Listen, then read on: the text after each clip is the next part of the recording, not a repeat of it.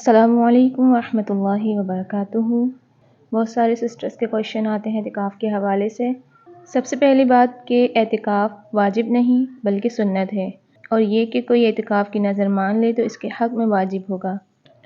اللہ تعالیٰ کا فرمان ہے وَأَنْتُمْ عَاكِفُونَ فِي الْمَسَاجِدِ سورۃ البقرہ آیت نمبر 187۔ نبی صلی اللہ علیہ وسلم نے اپنی زوجہ کو فرمایا کہ مسجد میں آ کر اعتکاف کر لو، یعنی اپنے گھر سے نکل کر اللہ کے گھر میں آ کر خیمے لگا لیں اور پردہ کر لو۔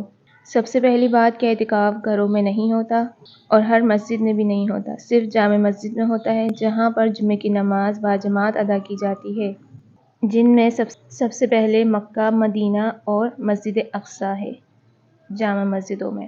اس کے بعد جامع مسجد ہیں جس میں خطبہ بھی ہوتا ہے اور جمعے کی نماز باجماعت ادا ہوتی ہے۔ تو گھروں میں اعتکاف نہیں ہوتا ہے، اعتکاف ہوتا ہے مسجدوں کے اندر۔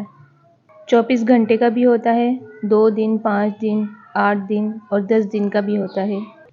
اب آپ لوگ یہ نہیں کہیے گا کہ میں 10 دن کا کروں گی لازمی یا میں 5 دن کا کروں گی۔ اگر بیچ میں ماہواری آ گئی تو آپ سے نہیں ہو سکے گا، آپ کہیں گے میرا ارادہ 10 دن کا تھا۔ جی آپ ارادہ کر سکتی ہیں، نیت کر سکتی ہیں 10 دن کا، لیکن اللہ تعالیٰ سے یہ دعا کرنی ہے ساتھ ساتھ کہ اللہ تعالیٰ جتنی مجھے توفیق دے میں انشاءاللہ اتنا ہی کروں گی۔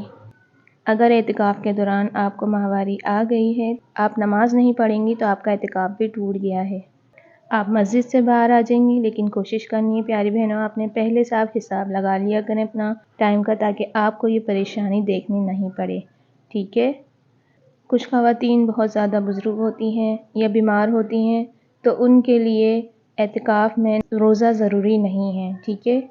وہ روزوں کی تو فدیہ دے رہی ہیں لیکن وہ اعتکاف میں بیٹھنا چاہتی ہیں، اللہ کی عبادت کرنا چاہتی ہیں، تو ان کے لیے روزہ ضروری نہیں ہے اعتکاف میں۔ اعتکاف میں بہت سی بہنوں کے سوال ہوتے ہیں کہ ہم نہا سکتے ہیں، کنگھی کر سکتے ہیں، یا ہم تیل لگا سکتے ہیں، یا ہم کپڑے چینج کر سکتے ہیں۔ تو پیاری بہنوں، اعتکاف نام ہی ہماری عبادت کا ہے، تو عبادت میں ہمیں پاکی تو لازمی رکھنی ہے، ہمیں طہارت تو لازمی رکھنی ہے، تو ہم نے اچھے سے پاک اور صاف رہنا ہے۔ کنگھا بھی کر سکتے ہیں، کنگھی بھی کر سکتے ہیں، نہا بھی سکتے ہیں، ناخن وغیرہ بھی کاٹ سکتے ہیں، ٹھیک ہے۔ اگر آپ نے کسی کے ساتھ بہت ضروری بات کرنی ہے تو وہ بھی کر سکتی ہیں، لیکن دنیاوی باتوں سے پرہیز کرنا ہے بالکل۔ اگر مسجد میں کوئی کھانا لا کر دینے والا نہیں ہے تو آپ باہر جا کر کھانا بھی لا سکتی ہیں۔ کچھ بہنیں بیمار ہوتی ہیں بہت زیادہ، تو اعتکاف کرنا سنت ہے، علاج کرنا ضروری ہے، ٹھیک ہے۔ تو اگر آپ کو ضرورت پیش آ رہی ہے ڈاکٹر کی تو آپ جا کر اپنا علاج کروا کر دوبارہ آ کر اعتکاف کریں گی، ٹھیک ہے۔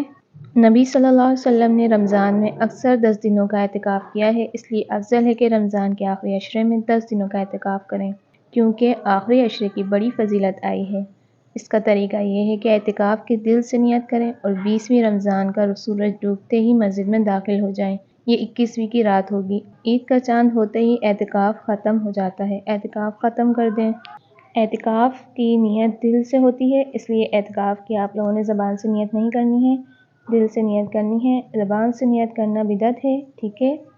اور آپ سب نے اگر اعتکاف میں بیٹھنا ہے تو آپ نے کوشش کرنی ہے کہ ان 10 دنوں میں کثرت سے تدبر کے ساتھ تلاوت کرنی ہے، ذکر و اذکار کرنے ہیں، دعا اور استغفار، نفلی عبادات کرنی ہے، ٹھیک ہے۔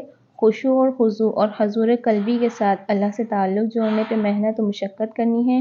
رمضان تقوی کا مظہر ہے، اعتکاف سے تقوی کو مزید تقویت بخشیں۔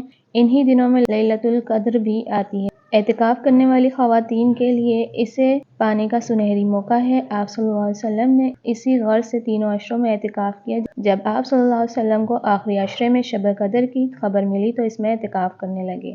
اعتکاف کے لیے 10 دن متعین نہیں ہیں، اس لیے 10 دن سے کم اور زیادہ کا بھی اعتکاف کیا جا سکتا ہے۔